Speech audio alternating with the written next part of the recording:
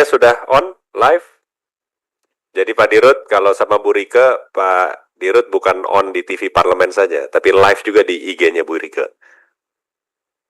Jutaan followers ya Pak, jadi siap-siap. Baik Bu Rike, kami persilakan. Mati. Oke. Assalamualaikum warahmatullahi wabarakatuh. Yang saya hormati pimpinan dan anggota Komisi 6 DPR RI, yang saya hormati Saudara Dirut PT Main ID beserta jajarannya, yang saya hormati Saudara Dirut PT Timah beserta jajarannya. Pertama, tentu kami ucapkan selamat atas pengemban tugas negara yang luar biasa menjadi Dirut PT Timah di tengah kondisi perusahaan yang tidak baik-baik saja, tapi saya yakin kita semua berjuang agar PT Timah bukan hanya baik, tetapi bisa kembali memberikan kontribusi yang besar bagi rakyat bangsa dan negara. Dari paparan tadi, saya kira ada catatan penting dan sudah direspon oleh teman-teman yang lain. Dalam catatan ini juga disampaikan bahwa cadangan timah Indonesia adalah sekarang ini sekitar 807.000 ton, Bapak, betul? Dan itu adalah artinya kurang lebih 17% cadangan global.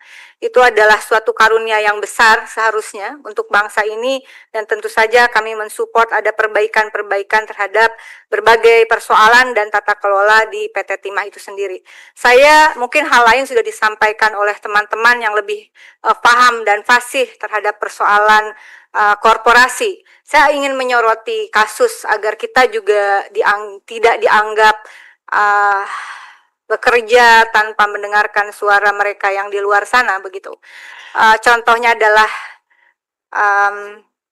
sanksi terhadap Hakim Eko Arianto yang memberikan putusan ringan terhadap terdakwa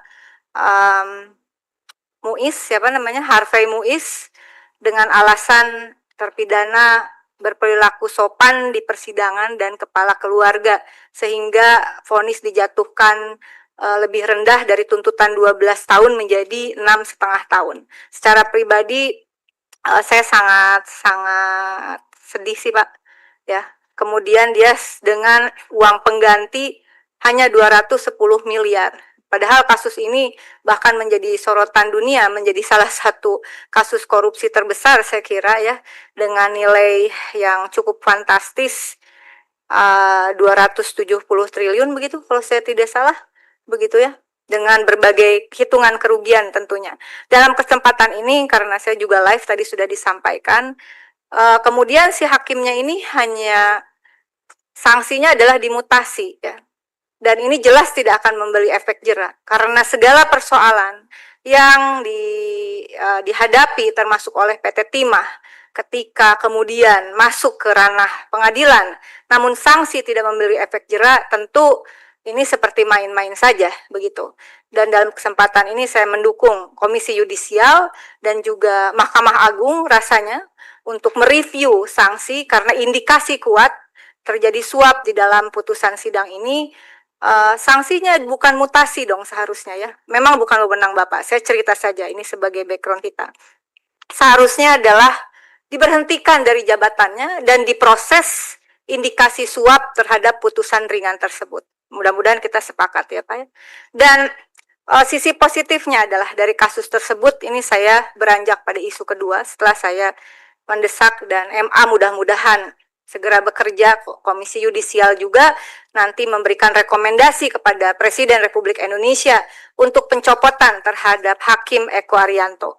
Dari apa yang terjadi di dalam persidangan kasus Timah tersebut, saya memberikan apresiasi terhadap saudara-saudara teman perjuangan di PT Timah, juga para pengusaha Timah yang akhirnya dari sidang tersebut mengajukan permohonan pengujian pasal 18 ayat 1 huruf B Undang-Undang Nomor 31 Tahun 99 tentang pemberantasan tindak pidana korupsi yang telah diubah dengan Undang-Undang Nomor 20 Tahun 2001 Undang-Undang Tipikor terhadap Undang-Undang Dasar Negara Republik Indonesia tahun 1945. Menurut para pemohon, ini Bapak mohon atensi sebagai Dirut dan juga Dirut Main ID, karena ini akan menjadi penting untuk semua industri pertahanan. Menurut para pemohon yang terdiri dari PT Timah dan juga beberapa pengusaha, bahwa pasal yang diuji dimaksud menghambat pemberantasan tindak pidana korupsi yang dilakukan negara yang kemudian merugikan hak konstitusional dan menjadi tidak adil bagi para pemohon, bertentangan dengan konstitusi. Bunyi pasal 18-nya adalah pembayaran uang pengganti yang jumlahnya sebanyak-banyaknya sama dengan harta benda yang diperoleh dari tindak pidana korupsi. It's not fair. Padahal kalau para terpidana itu hanya mengembalikan harta benda yang diperoleh dari tindak korupsi, dalam kasus korupsi yang menyangkut pertambangan, ada kerugian berupa lingkungan, ya, kerusakan dan sebagainya, lalu siapa yang akan menanggung? Misalnya di dalam kasus PT Timah ini dengan kerugian 271 triliun, kemudian diindikasi ada kerugian konstitusional yang bersifat spesifik, yaitu kerusakan lingkungan hidup di wilayah IUP yang telah dihitung biaya pemulihan sebesar 271 triliun. Kalau si terdakwa hanya dikenai sanksi 210 miliar, sisanya siapa yang nanggung? PT Timah dan pengusaha timah yang lain begitu terhadap IUP tersebut. Sehingga tentu saja sekali lagi saya mengapresiasi dan memberikan dukungan agar permohonan kepada mahkamah untuk mengabulkan permohonan seluruhnya atau mengabulkannya dengan makna yang baru, yaitu pembayaran uang pengganti yang jumlahnya sebanyak-banyaknya sama dengan kerugian negara berupa keuangan negara dan atau kerugian perekonomian negara yang timbul akibat tindak pidana korupsi. Terdakwa harus mengganti keseluruhannya. Caranya bagaimana urusan dia? Jangan dibebankan kepada orang yang sebetulnya justru mengalami kerugian dari tindak pidana korupsi tersebut.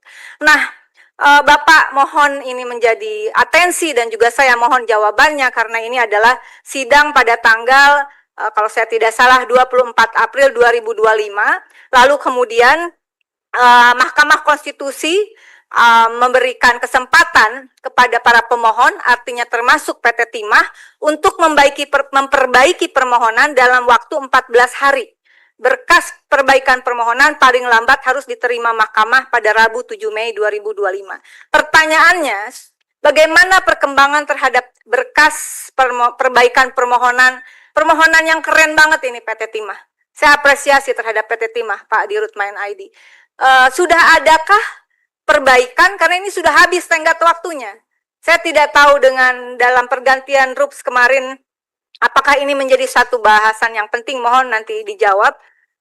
Kemudian saya masuk ke persoalan berikutnya. Jadi tadi mohon judicial review di MK yang harus segera perbaikan 7 Mei sudah atau belum begitu.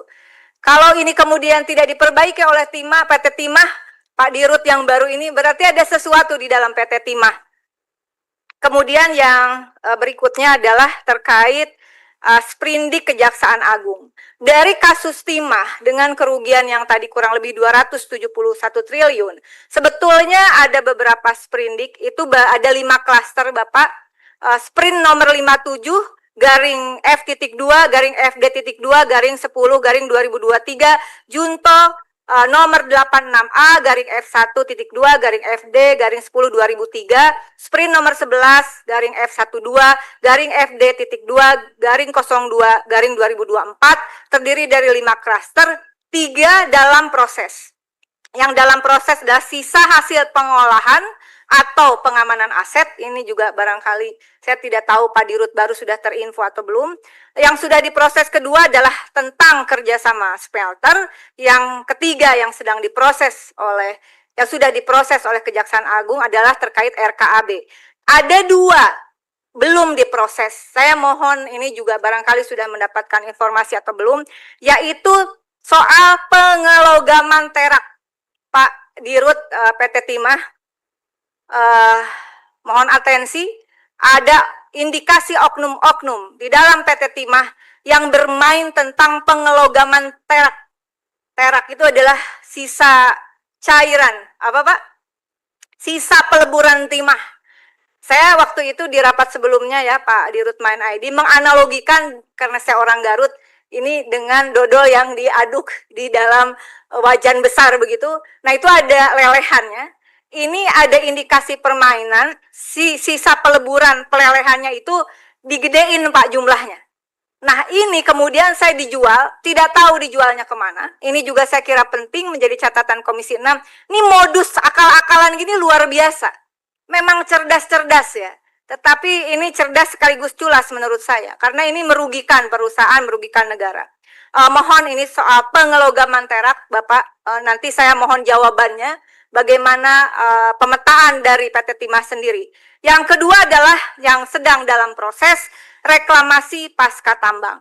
Ini juga menjadi penting seperti yang disampaikan di dalam pemaparan tadi Saudara Dirut tentang reklamasi ini menjadi penting dan saya masuk ke dalam isu reklamasi khususnya terkait wilayah tambang dari ex-Kobatin, PT Kobatin yang beroperasi dari tahun 1973 sampai 2013, artinya 40 tahun, yang awalnya dikuasai oleh perusahaan dari Australia lalu dialihkan ke Malaysia, menyisakan, mohon dikoreksi kalau data saya salah, sisa garap antara 41.501 hektar hingga 44.000 hektar, begitu.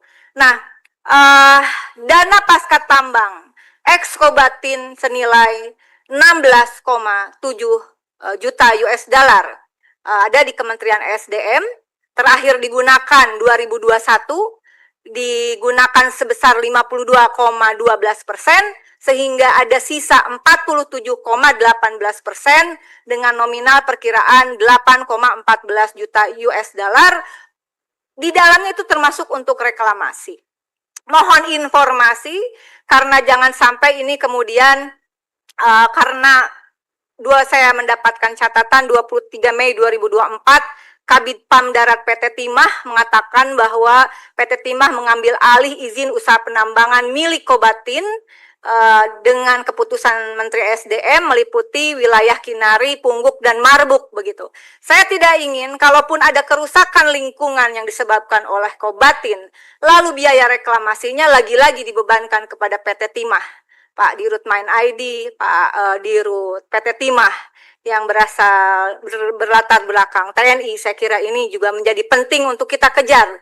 Ya, sisa uang dari dana pasca tambang ex-Kobatin posisinya ada di mana? Mohon informasi, kami memberikan dukungan agar PT Timah dilibatkan di dalam penggunaan dana pasca tambang ex-Kobatin yang beroperasi selama 40 tahun begitu. Dan kemudian saya kira yang terakhir ingin saya sampaikan adalah terkait tadi Bapak meminta dukungan regulasi Bapak. Betul sekali, regulasi itu menjadi penting bagi payung hukum penguatan PT Timah. Sama dengan rapat kita ketika 14 Mei 2025 Bapak Dirut Main ID, saya memberikan dukungan dan mohon juga disampaikan mungkin kepada Presiden langsung begitu. Saya tidak tahu sekarang siapa koordinatornya, waktu itu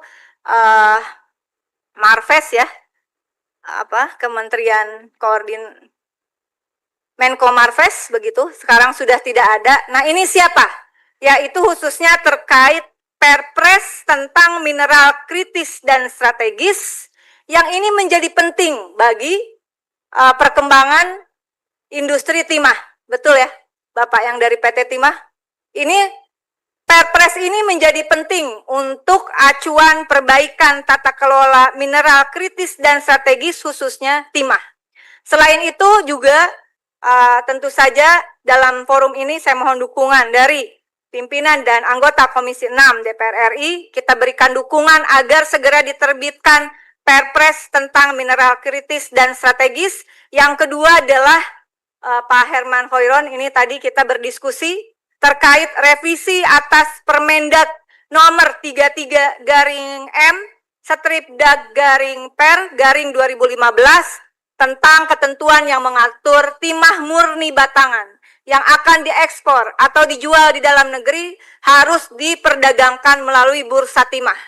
Mari kita evaluasi bersama, karena kebetulan saya ini periode ketiga di Komisi 6, Pak. Jadi betul seperti Pak Herman Hoiron katakan, Permendag ini dengan adanya bursa timah tersebut tidak memberikan keuntungan optimal kepada PT Timah dan artinya kepada negara. Sehingga apakah kita bisa memberikan masukan entah lewat Panja, entah FGD untuk adanya pembahasan terhadap Permendag nomor 33/M/Per 2015, bagaimana tata cara pengelolaan dan perdagangan timah ini, apakah memang harus melalui bursa timah? Apa kelebihan dan kekurangannya? Itulah beberapa catatan penting, mudah-mudahan ini menjadi catatan bagi awal perjalanan di rut baru Pak Restu. Dua-duanya ini adalah prajurit penjaga negara, dan saya yakin antara di rut Main ID dan di rut PT Timah tentu dengan perspektif yang bukan hanya keuntungan material semata, tapi persoalan pertambangan juga adalah persoalan keselamatan dan kedaulatan negara. Terima kasih, mohon maaf jika terlalu panjang. Semoga bermanfaat. Wallahul muwaffiq ila aqwamit thoriq. Wassalamualaikum warahmatullahi wabarakatuh. Saya bisa interupsi 30 detik aja, Bu. 30 detik maksimal.